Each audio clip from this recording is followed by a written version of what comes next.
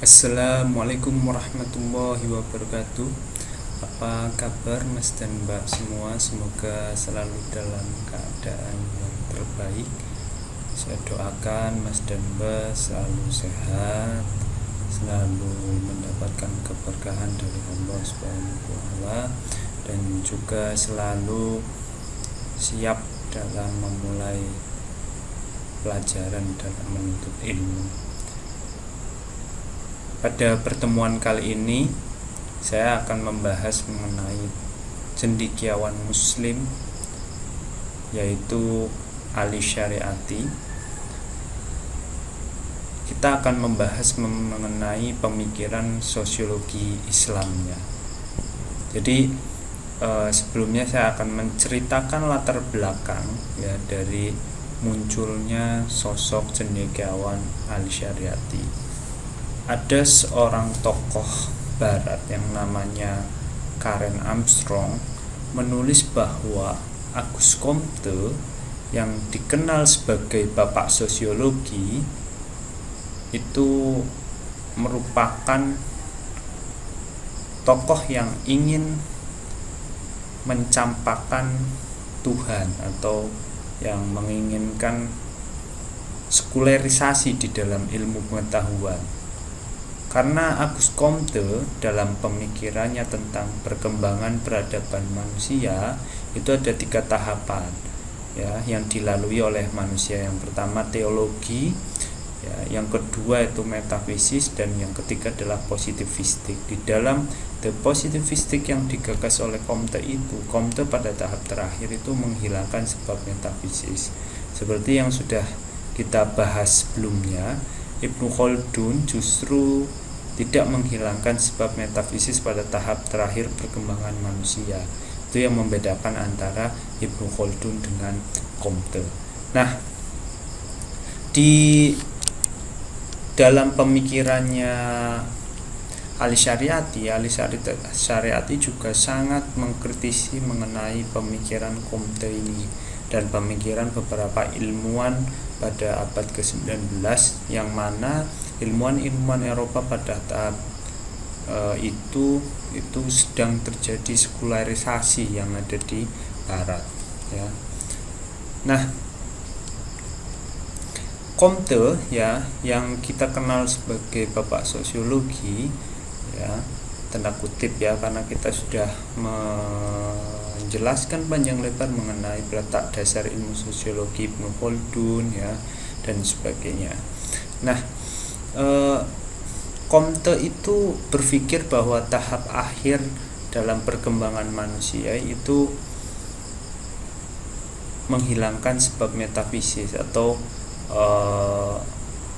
beranggapan bahwa positivistik adalah tahap terakhir dalam pemikiran manusia, di mana manusia itu sudah berpikir secara rasional, secara logis, secara ilmiah ya. Dianggap manusia bisa menjawab seluruh permasalahan dan pertanyaan yang ada di dunia ini. Oleh karena itu ya, menurut Comte itu sosiologi itu lebih kompleks dibandingkan ilmu eksak, misalkan fisika maupun biologi.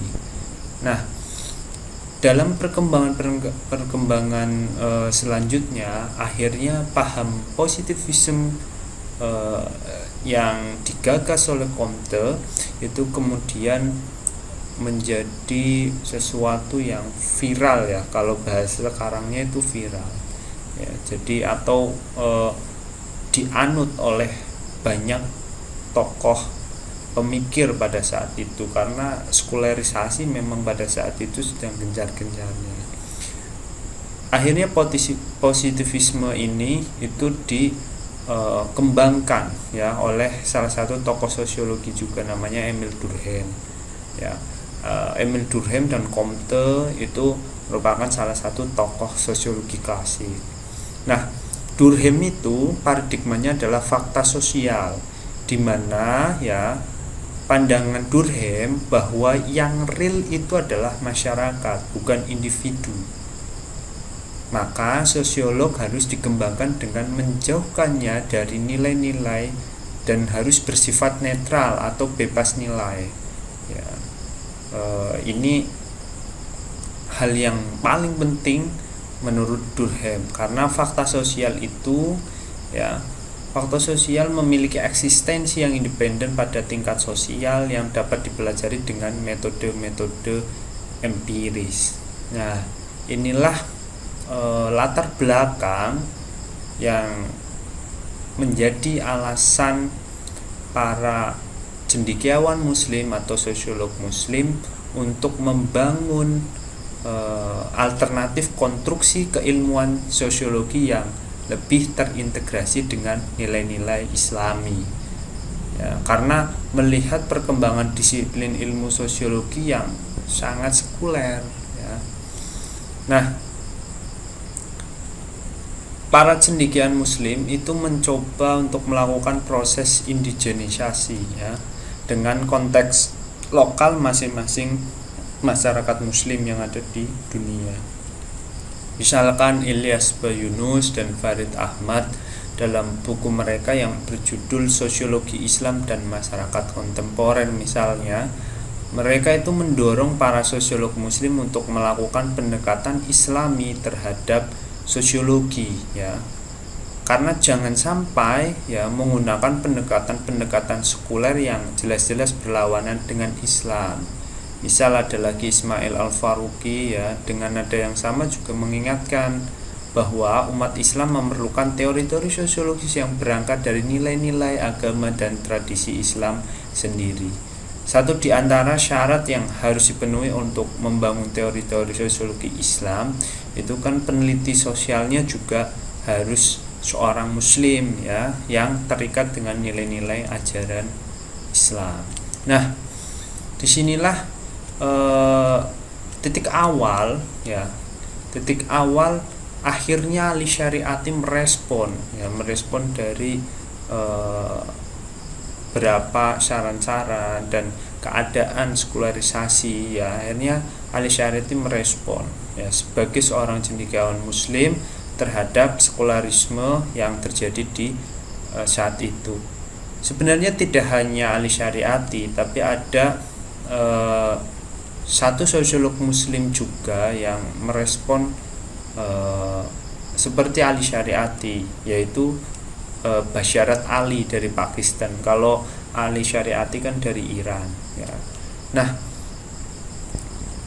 yang akan kita bahas di sini adalah mengenai Ali Syariati. Nah, pada saat itu Ali Syariati itu besar di negara Iran yang saat itu masih menggunakan sistem tirani, ya. Artinya Ali Syariati memiliki banyak pemikiran kritis, ya, yang memberontak terhadap penindasan yang ada di negaranya. Sampai umur sekitar 30 tahun Ali Syariati besar di Iran, dan setelah itu nanti beliau sekolah ke Prancis, ya. Di saat beliau di Iran itulah Ali Syariati banyak belajar dari ayahnya sendiri yang seorang ulama besar juga. Nah, disitulah awal dari pengembangan atau awal mula dari pijakan-pijakan pemikiran Ali Syariati, ya. Walaupun nanti Ali Syariati juga dipengaruhi oleh banyak pemikir-pemikir Eropa karena beliau juga menuntut ilmu di Prancis. Nah, Ali Syariati itu tidak seorang aktivis, ya, tidak hanya seorang aktivis saja, karena nanti kalau saya cerita sejarahnya Mas dan Mbak bisa baca sendiri. Ali Syariati itu nanti pada akhirnya berhasil menumbangkan kekuasaan yang menindas itu tadi di Iran sebelumnya. Nah, tapi juga Ali Syariati merupakan seorang akademisi, ya, seorang sosiolog muslim, ya, yang menunjukkan penguasaannya yang sangat baik terhadap sosiologi, ya. Ali Syariati ini tumbuh di lingkungan akademis sebagai dosen memang beliau ya, nanti sampai terusir dari kampusnya karena tadi kekritisannya terhadap penguasa pada saat itu, di penjara sampai nanti beliau hijrah ke Inggris dan akhirnya beliau dibunuh ya. Nah, syahid tapi beliau karena dalam usaha berjuang untuk melawan ketidakadilan. Nah, Ali Syariati ya, itu pemikirannya sangat kritis ya dan sangat tajam. Beliau sangat mengkritik keras sosiologi barat ya, yang sangat sekuler itu tadi. Tapi kemampuan beliau yang menjadikan ajaran dan sejarah Islam sebagai ilmu pengetahuan, khususnya sosiologi Islam, itu sangat baik sekali menurut saya. Lantas apa sih landasan pemikiran sosiologi Islam Ali Syariati? Yang pertama adalah tauhid ya. Sebagaimana para pemikir Islam baik klasik dari kalangan filosof maupun teolog kontemporer seperti Ismail Al-Faruqi, Hasan Turabi ya, maupun Ibnu Khaldun ya, Syariati juga meletakkan tauhid sebagai landasan metafisik seluruh konstruksi pemikirannya. Bagi Syariati, tauhid adalah pandangan hidup ya. Dalam pengertian ya, artinya seluruh alam ya adalah satu kesatuan, tidak terpisah-pisah. Jika pemahaman manusia tentang alam biasanya dibedakan antara dunia dan akhirat, yang alamiah dan yang serba atau yang supra alamiah, substansi ya, dan arti jiwa dan raga ya, maka bagi syariat itu bukan dualisme. Pembedaan itu hanya sekedar klasifikasi nisbi menurut keadaan manusia dan daya kognitifnya saja. Nah, dalam pandangan hidup tauhid, alam atau dunia nyata ini terdiri dari serangkaian tanda, ayat dan norma. Ini sangat khas Islam karena hanya Al-Quran saja ya yang menurut Syariati yang ia sebutkan bahwa alam ini merupakan ayat-ayat ya. Memang bagi Al-Quran ya, tanda-tanda itu bukan hanya sekedar ilusi yang menyelubungi sebuah kebenaran yang ada gitu ya.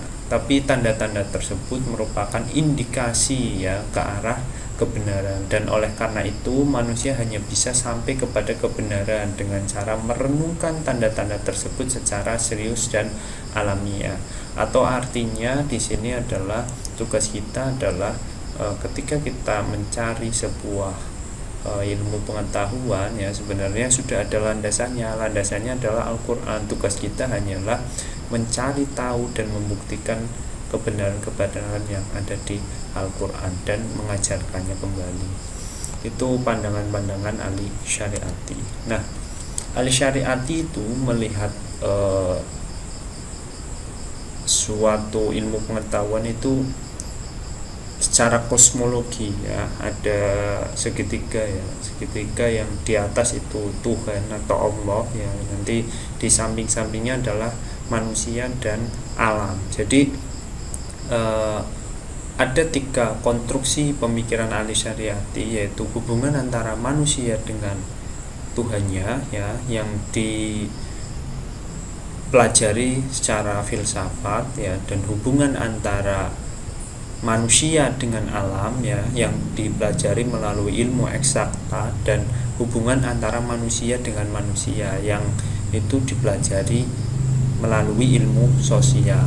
Nah, disinilah nanti kita akan lebih banyak mempelajari mengenai pemikiran-pemikiran Ali Syariati mengenai hubungan antara manusia dengan manusia.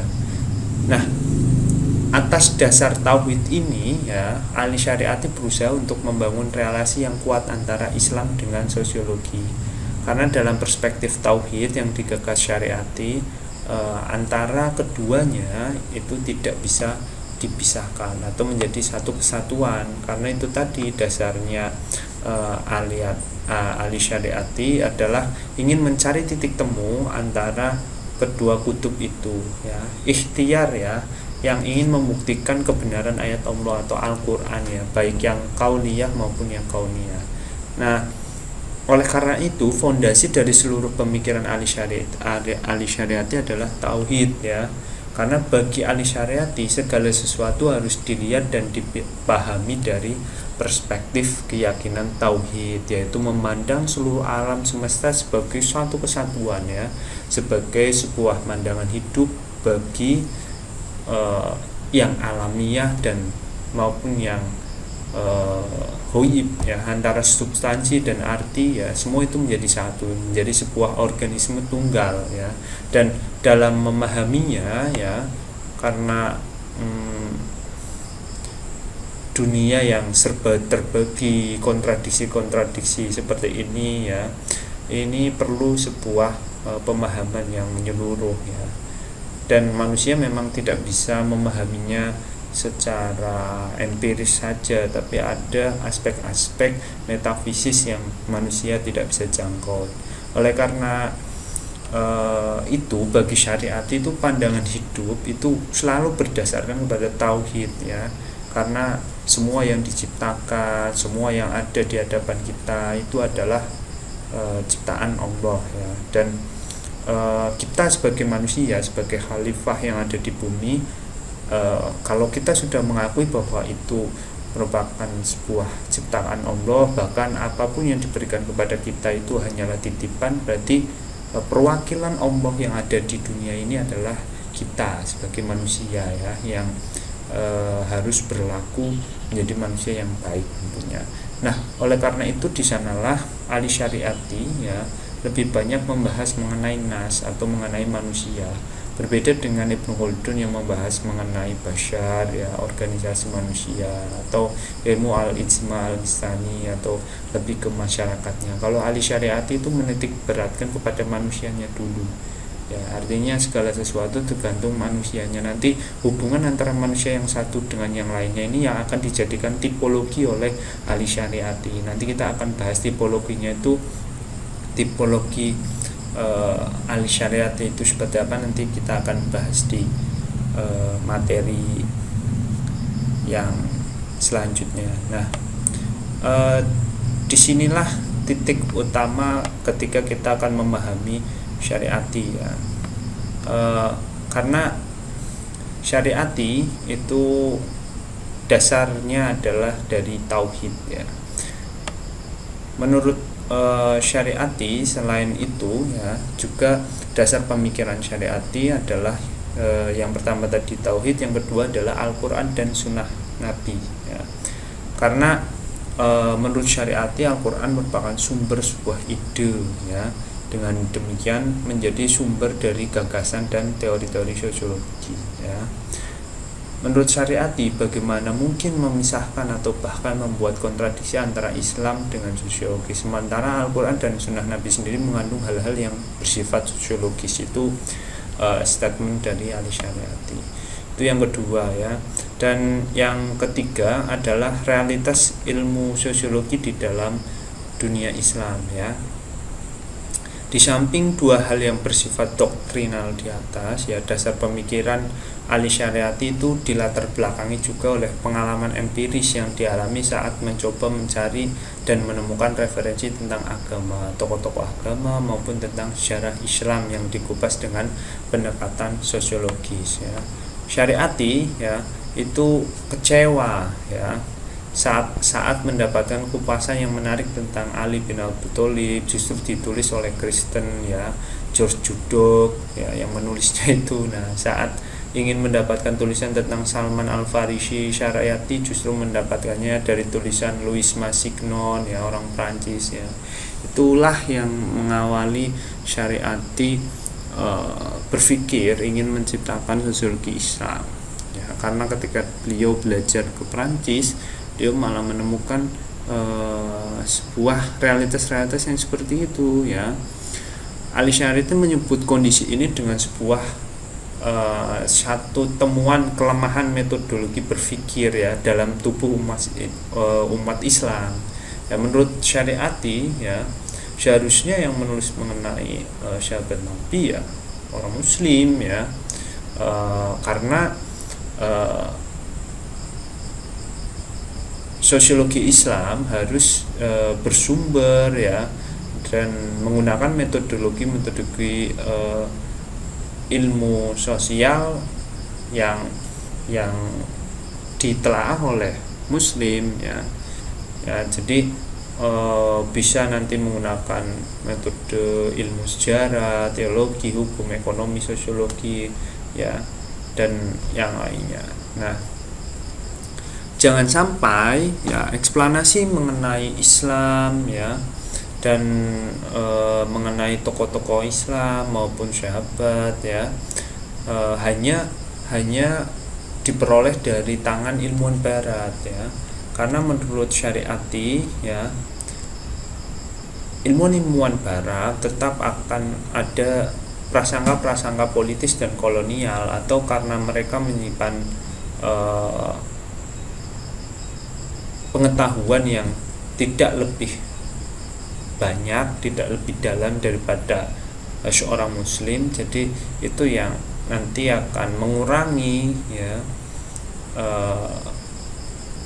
pemahaman yang benar dan mendalam mengenai sosiologi Islam ataupun mengenai tokoh-tokoh muslim ya. Jadi pemikiran sosiologi Islam Al-Syariati itu sebenarnya Al-Syariati mencoba untuk melihat Islam ya, masyarakat Islam dalam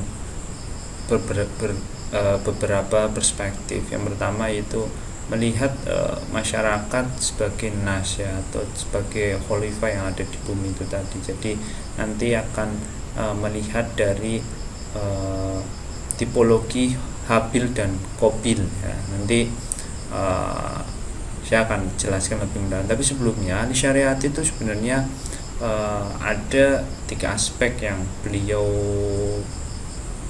dalami dalam sosiologi. Yang pertama adalah manusianya itu tadi ya. Yang kedua adalah masih tentang konsep manusia, tapi Al-Syariati mengkritisi bahwa tidak ada perbedaan secara substantif atau secara substansinya antara laki-laki dan perempuan, karena sebenarnya laki-laki dan perempuan itu secara substantif itu sama-sama sebagai manusia ya. Jadi itu yang kedua, karena nanti ahli syariat itu menyoroti mengenai keadilan ya. Islam itu adil terhadap manusia ya, sesuai dengan gendernya masing-masing ya. Nah, yang ketiga adalah kebudayaannya. Nanti di sini akan membahas mengenai manusia ya. Manusia itu artinya manusia agama apapun ya. Di situ ahli syariati tidak mengkotak-kotakan manusia yang agamanya A, B, C, dan D. Pada dasarnya secara substantif manusia itu semuanya sama ya. Yang kedua, antara laki-laki dan perempuan itu tadi secara substantif itu sebenarnya juga sama sebagai manusia ya. Yang membedakan hanyalah jenis kelaminnya ya. Dan nanti ada tuntunan-tuntunan yang dalam Al-Quran tentunya yang sesuai dengan jenis kelaminnya masing-masing. Nah, ketiga adalah budayanya ya. Di sini manusia nanti hidup di kebudayaannya masing-masing, karena nanti itu tadi ada hubungan antara manusia dengan manusia dan akan menciptakan sebuah kebudayaan. Disitulah nanti ahli syariati banyak menyoroti atau melihat fenomena itu di dalam perspektif sosiologi Islamnya. Yang pertama kita bahas dulu mengenai konsep tipologi Habil dan Qabil menurut ahli syariati. Ahli syariati mengambil istilah ini juga dari Quran ya. Jadi menurut ahli syariati ya, di sini tuh ada konsep yang namanya Habil dan Qabil. Mas dan Mbak bisa lihat sendiri ya di dalam Quran ya, ayat 27 surat Al-Maidah, nanti bisa dilihat di sana menjelaskan tentang Habil dan Qabil. Ya, jadi menurut ahli syariati itu tidak melihat sosiologi itu dari sejarahnya saja ya, tapi melihat sosiologi itu dari proses sejarah itu terwujud ya, terutama dalam ayat mengenai Habil dan Qabil ini ya. Jadi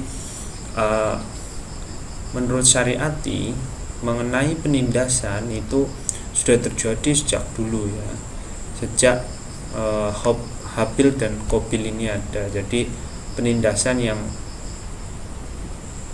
terjadi sekarang ini itu dari dulu juga sudah ada menurut ahli syariat seperti itu ya. Golongan penindas itu ada 3 ya. Yang pertama adalah golongan penindas yang karena mereka berkuasa atau ada di politik. Yang kedua itu karena dia memiliki ekonomi atau modal yang mapan, atau di sini itu sekarang itu pengusaha. Yang ketiga adalah para manusia yang menggunakan kedok agama sebagai penindasannya atau religiusitas yang mereka miliki.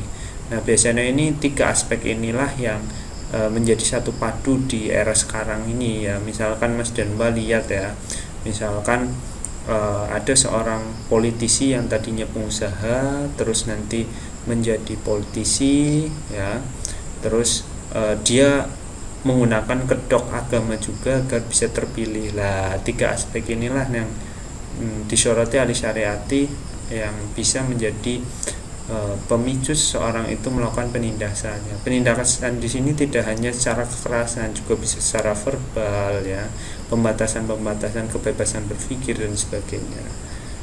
Dari sinilah ya ahli syariati itu menyoroti mengenai simbol dari pertarungan antar kelas ya, kelas yang berkuasa ya dengan kelas yang dikuasai ya. Di sini nanti ahli syariati banyak menyorotinya ya. Nah, selain itu ya ahli syariati juga menyoroti mengenai agama ya. Syariati jelas melihat sosiologi Islam ini dari perspektif sosiologi agama. Nah, menurut ahli syariati ketika akan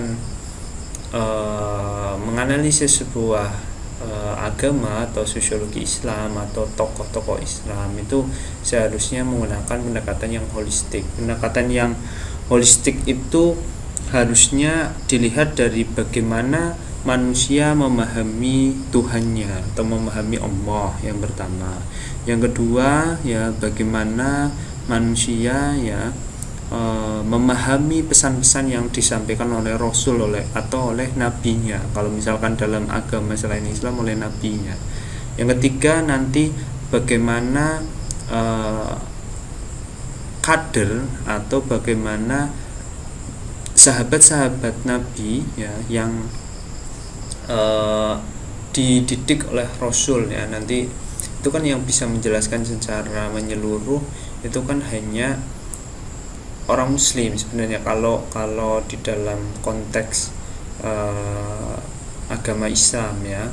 Nah, nanti juga harus dilihat bagaimana kitabnya ya, atau kitab sucinya ya. Misal kalau dalam umat Muslim ya Al-Quran ya.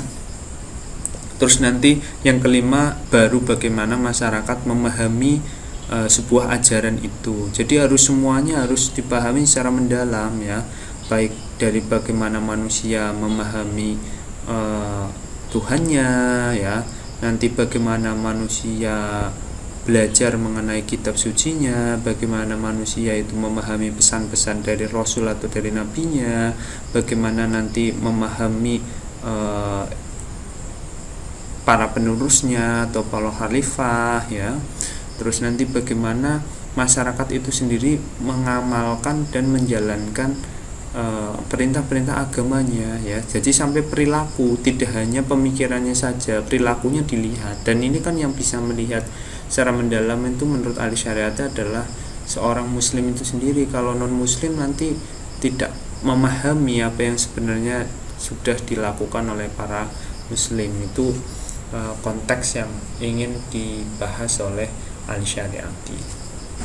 Konsep yang ketiga mengenai sosiologi Islam ahli syariati adalah konsep masyarakat. Konsep masyarakat menurut ahli syariati juga diambil dari Al-Quran, yaitu dari istilah ummah ya. Jadi dalam Al-Quran itu ummah memiliki 3 makna yang saling berkaitan, itu gerakan, tujuan, dan ketetapan hati yang sadar ya. Itu di dalam karyanya ahli syariati pada tahun 95 itu beliau menjelaskan seperti itu.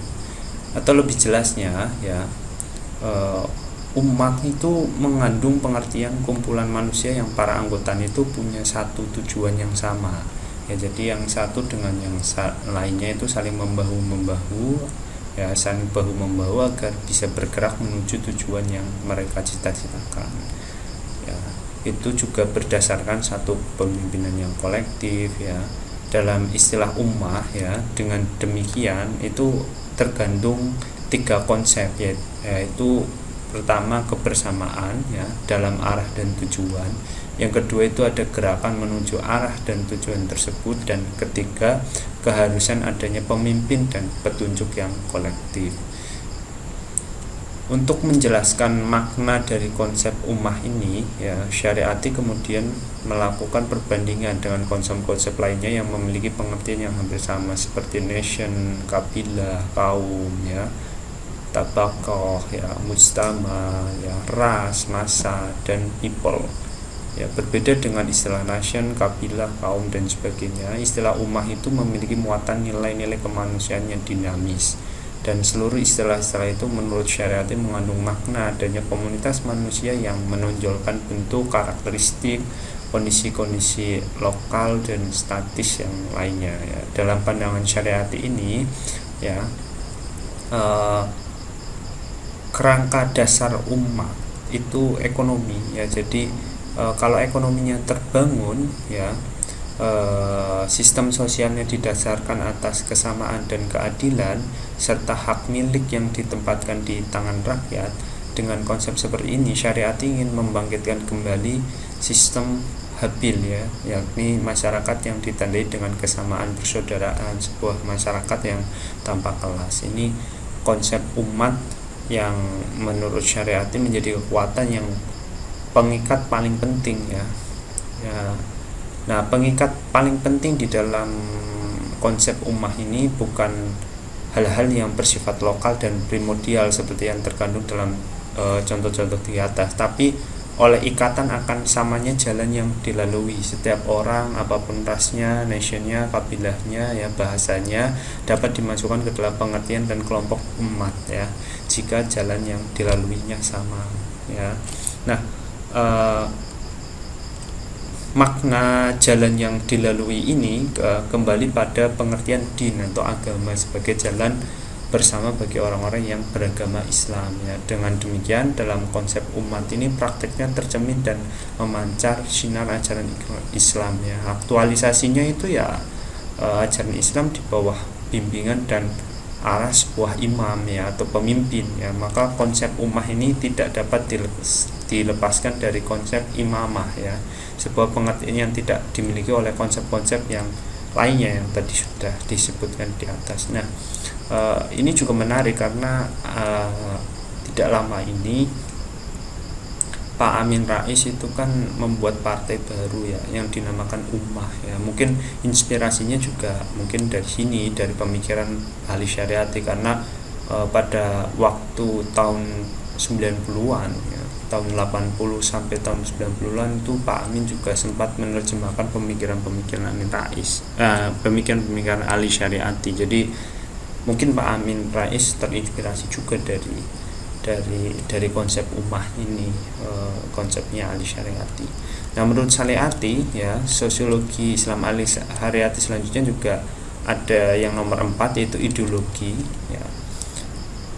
Ahli syariati ya, sebagaimana diakuinya sendirinya, sebagaimana kita kenal, beliau adalah seorang sosiolog ya. Tapi menurut ahli syariati menjadi seorang sosiolog saja itu tidak cukup, makanya beliau menjadi aktivis, atau selain teoritis juga beliau praktek di lapangan ya. Nah, ahli syariati itu memahami dan menjelaskan realitas itu dengan cara tidak hanya menjelaskan saja, tapi beliau terjun ke masyarakat yang dengan menjadi aktivis itu tadi. Nah, menurut ahli syariati ya, dalam sebuah masyarakat itu sangat dibutuhkannya sebuah ideologi ya, karena menurut al-Syariati, ideologi itu bisa bermakna positif ya, sekiranya ideologi itu dapat mewadahi sifat multidimensi dari kehidupan manusia seperti di Indonesia ya, ideologi Pancasila ya. Jadi ideologi itu bisa bersifat positif, bisa menggerakkan seluruh warga masyarakatnya untuk bersatu, untuk berjuang bersama, untuk menuju peradaban yang lebih baik lagi. Itu fungsi-fungsi positif ideologi ya. Nah, konsep yang kelima menurut al-Syariati adalah perubahan sosial. Nah, perubahan sosial di sini ya, sebelum saya membahas perubahan sosial, akhir-akhir ini juga sangat banyak sekali ya perubahan sosial yang terjadi karena dampak pandemi ya. Nah, pada zamannya al-Syariati memang tidak terjadi pandemi seperti sekarang, tapi perubahan sosial yang disoroti oleh al-Syariati adalah perubahan sosial yang tiba-tiba bisa merubah atau mengembangkan atau merusak atau merosotnya sebuah peradaban manusia ya. Jadi al-Syariati sudah merenungkan hal-hal yang seperti itu. Nah, dalam menjawab hal-hal atau renungannya beliau ya, al-Syariati juga sebelumnya menjelaskan beberapa faktor yang menentukan sebuah perubahan sosial ya bisa terjadi ya. Nah, tapi titik jawaban mendalamnya al-Syariati ya tetap kepada merujuk kepada Al-Quran dan hadis ya. Nah, menurut Syariati itu ada faktor perubahan sosial yang disebutnya dengan an-nas ya, atau rakyat yang disebutkan dalam Al-Quran. Pada umumnya setiap ajaran, setiap agama, setiap nabi dialamatkan kepada mereka yang sekaligus juga merupakan faktor perubahan sosial yang fundamental dan efektif di dalam ajaran itu. Misalkan setiap datang seorang rasul ya, setiap agama, adanya setiap ajaran itu pasti akan menyebabkan perubahan sosial ya. Nah, demikian Al-Quran juga dialamatkan kepada An-Nas ya, kepada kita, itu kepada rakyat. Rasul diutus kepada An-Nas ya, beliau berbicara kepada An-Nas ya, atau kepada kita ya, yang akan menjadi faktor ya, faktor dasar perubahan sosial itu. Baik perubahan jika mengikuti tuntunan yang disampaikan oleh Rasul, maka perubahannya akan positif ya, jika tidak ya akan terjadi kemerosotan ya. Itu yang dibahas oleh al-Syariati ya. Nah, menurut al-Syariati, Islam itu yang pertama kali menjadikan rakyat sebagai faktor penting dalam setiap perubahan sosial, karena di dalam Al-Quran dijelaskan dengan sangat detail ya bagaimana Islam datang membuat perubahan sosial yang lebih baik, menghapuskan perbudakan ya, menghapuskan ketidakadilan ya, dan sebagainya. Nah, itulah yang kiranya menjadi pemikiran al-Syariati mengenai perubahan sosial ya. Yang keenam adalah kepemimpinan ya. Selain perubahan sosial ya, menurut al-Syariati di dalam gerakan sosial baru ya, atau gerakan sosial ummah itu tadi itu membutuhkan imamah ya, atau kepemimpinan ya. Nah, konsekuensi logis dengan keberadaan adanya ummah itu tadi ya, pasti akan ada pemimpin ya, atau seorang imam ya, yang sebagai teladan, syahid ya. Contoh-contoh yang paling mudah adalah ya, dengan adanya Islam ya muncul, karena adanya pemimpin, adanya Rasul, muncullah Islam. Seperti itulah. Imamah ini memiliki sifat yang abadi ya, tidak terikat ruang dan waktu tertentu. Artinya walaupun nantinya Rasul kan sudah meninggal, tapi nilai-nilai dan perilakunya tetap bisa dicontoh oleh para sahabat, oleh para ulama, dan oleh para kita sampai sekarang ini. Dan tugas imamah itu ya mengurus, mengatur, ya memimpin, baik politik, pemerintahan, ekonomi, ya, dan segalanya, ya. Nah, konsep-konsep imamah yang diwujudkan dalam pemikiran Ali Syariati adalah seorang pemimpin itu seharusnya harus bisa memberikan contoh, ya. Jadi Ali Syariati memberikan pemikiran kepada kita ketika kita akan mengkaji seorang tokoh, ya, atau pemimpin, itu kita harus lihat bagaimana pemikirannya, bagaimana cara memimpinnya, tapi juga bagaimana perilakunya. Jadi ketika misalkan, ya, kita melihat sosok Gus Dur, Gus Dur kan seorang yang sangat humanis, ya. Nah, kita juga bisa lihat dari pemikirannya yang humanis itu dalam perilakunya Gus Dur humanis juga enggak, ya, toleran enggak, kayak gitu. Misalkan seperti itu. Mungkin itu yang bisa saya sampaikan di pertemuan kali ini, ya. Nanti bisa kita lanjut di diskusi via Google Meet, ya. Saya minta maaf kalau ada salah-salah kata atau salah pengucapan, ya. Sekian dari saya dalam pertemuan ini. Assalamualaikum warahmatullahi wabarakatuh.